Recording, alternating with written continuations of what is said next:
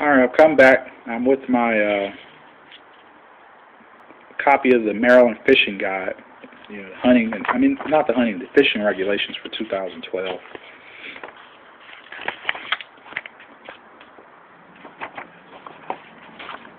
The fishing license, the non-title resident license is $20.50. That's the one I normally buy every year. You know, a resident fishing license. I don't get the base sport or the, you know, any of the other, you know, other fishing licenses. I do get a trout stamp with my resident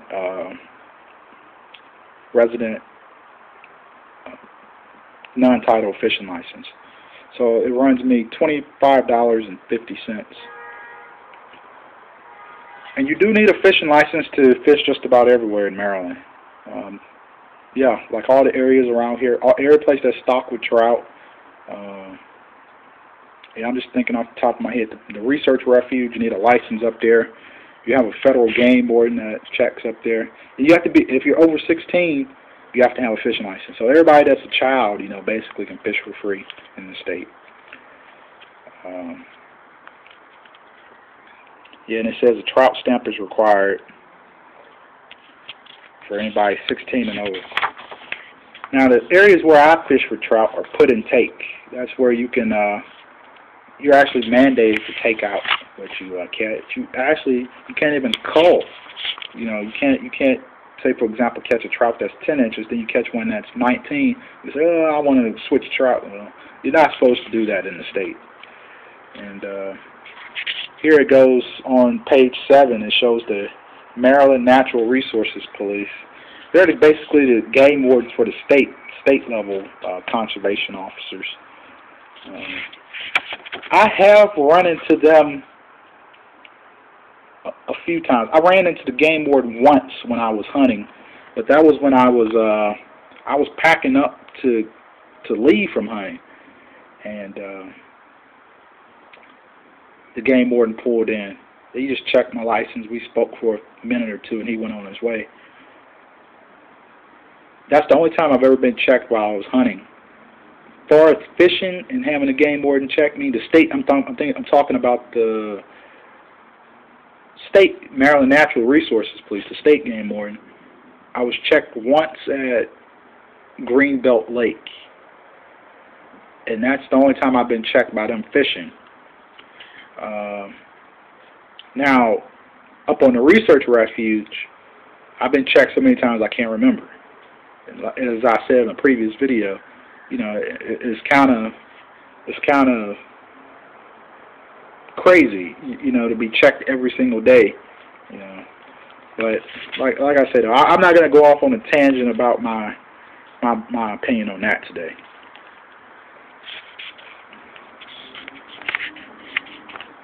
In the book, it lists all the areas that are open to public fishing.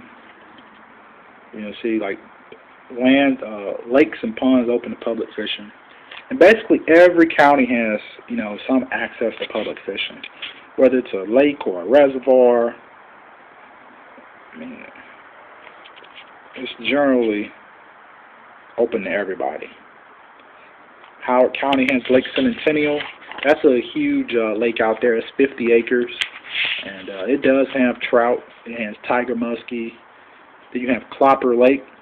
That's within Seneca State Park. I've been there. That's 90 acres. You have the reservoir up off of 198 and 29, US 29, up in Burdensville. That's managed by the WSSC. I used to fish up there. The permit used to be $30 to fish up on the WSSC reservoir. Duckett Reservoir, I believe that's the name of it. And but they doubled the price to $60. So if you do the math, $60 plus $20, you're at least at $80, right around there. So I'm not gonna spend $80, just almost $100 just to go fishing. That's crazy. That is just crazy. Then it covers Prince George's. I mean, I don't really fish it you know, a lot of places in Prince George. I might go to Lake Artemisia or Greenbelt Lake, but I mostly go to the Research Refuge, or I go out to Howard County to Columbia Lake.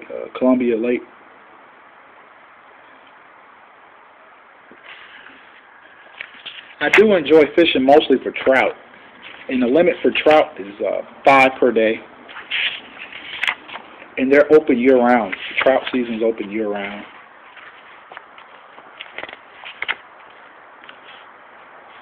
Now, also in the book, it covers the. It also covers the. Excuse me. The fish species in Maryland: northern pike, rainbow trout. That's what they stock down here. Rainbow trout.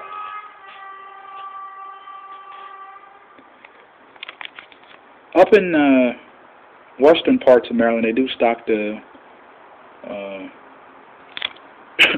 brown trout, brook trout.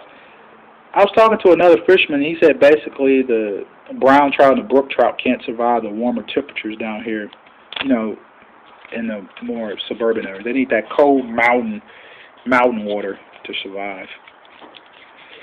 The area has been stocked with tiger muskies. I never caught one.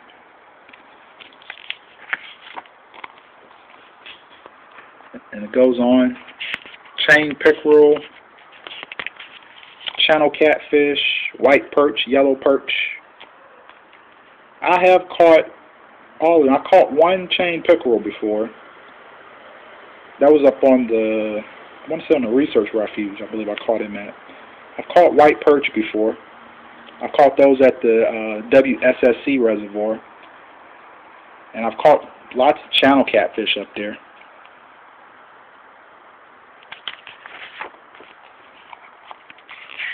I haven't been crabbing around here.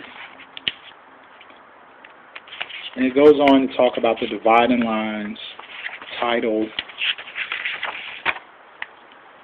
And also in the back of the book it gives the Maryland Fishing Challenge. That's if you catch a fish that's large enough to qualify for a citation, you can enter it into,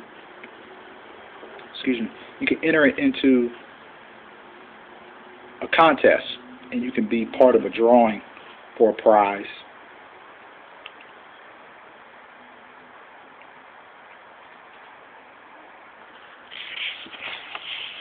I never really entered. Well, I'm quite sure I've caught a few fish that might, you know, qualify, but it's never really been my cup of tea. And then it goes on to show the state records of the state of Maryland: channel catfish, blue catfish, chain pickerel, crappie, gar, croaker, all the different fish species. So, as I go through it, I would strongly encourage anybody, you know, that's looking to get into some outdoor recreation and consider hunting and fishing. It's a very peaceful and relaxing, you know, hobby to have. And the great thing about it is you never know what you're going to see when you're in the outdoors. You know, there's been plenty of times I'd be out fishing and I see foxes, I see hawks or eagles, I see all types of stuff. Or I'd be off hunting and I see all types of deer and possums, raccoons. I've even seen a skunk a few times. You know, I have to grab Sparky and keep him away, you know, because I don't want him to get sprayed by the skunk. But you see all this different type of stuff when you're outside in the outdoors. So I would strongly encourage you to purchase a hunting or fishing license and get outdoors and enjoy the wildlife. Alright, I'm going to cut off.